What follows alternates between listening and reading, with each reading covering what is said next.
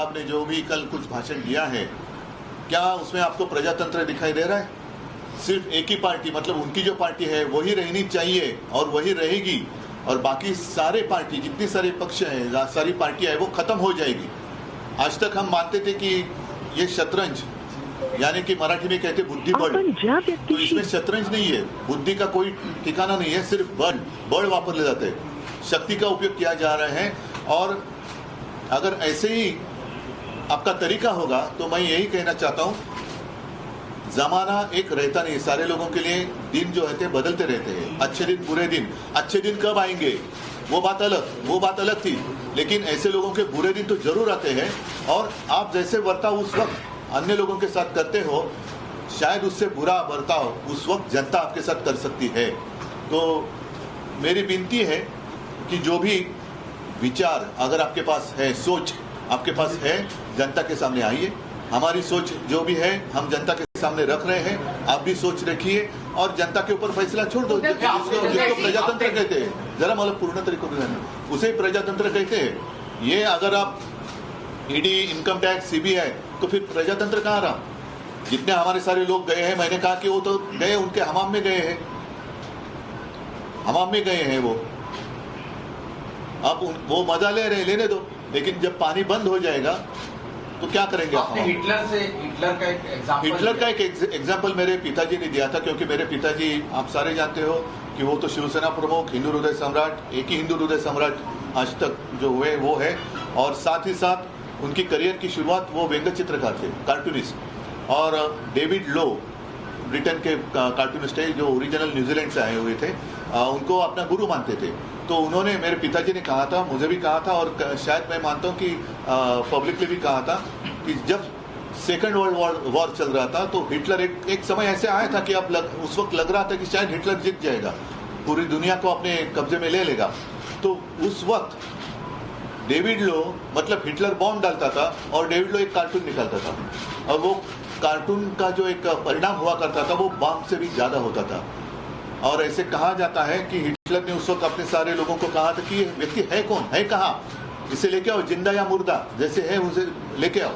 तो यही होती है जो तानाशाही की बात होती है, जब सारे लोग अपने गुलाम होते हैं तो कुछ दिन के लिए, जब तक उनका उपयोग आपके लिए होता है तब तक वो गुलाम अच्छे लगते हैं, बाद में गुलाम जब उनका उपयोग नहीं रहता है तो निकलते। संजय राउत साहब ने कल कहा कि मैं झुकूंगा नहीं और शरण भी नहीं जाऊंगा, उनकी गिरफ्तारी हुई, उस पर आपकी टिप्पणी क्या है? क्योंकि आज आप परिवार से भी मिलकर आए। नहीं, मुझे संजय राउत पर अभिमान है, और बाला साहब का असली सैनिक सिर्फ वो पिक्चर देखने के लिए, ठीक है पुष्पा झुकेगा नहीं, लेकिन ये झुका नहीं।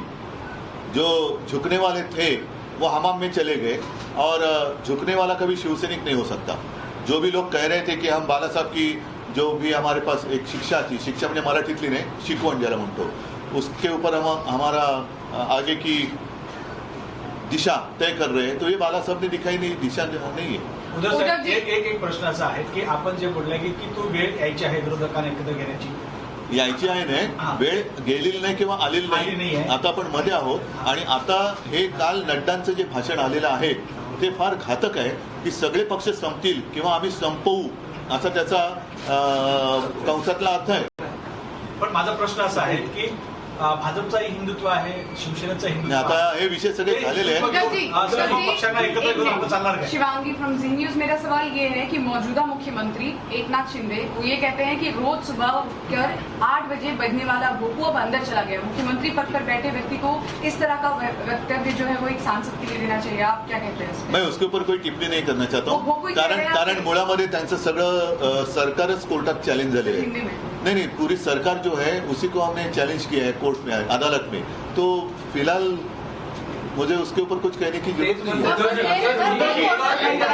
बंगालमध्ये पण जी परिस्थिती पाहायला मिळते, कुठेतरी तुम्ही प्रादेशिक पक्षाच्या नेत्यांशी संपर्क करताय किंवा तुम्हाला कोणी संपर्क केलाय, काही चर्चा झाली? असं आहे की ममता दीदी आहेत, केसीआर आहेत, असे काही लोक हे संपर्कात आहेत, पण जसं मी म्हटलं ना, काल आता यांचा मुखवटा पूर्ण बाजूला झालेला आहे।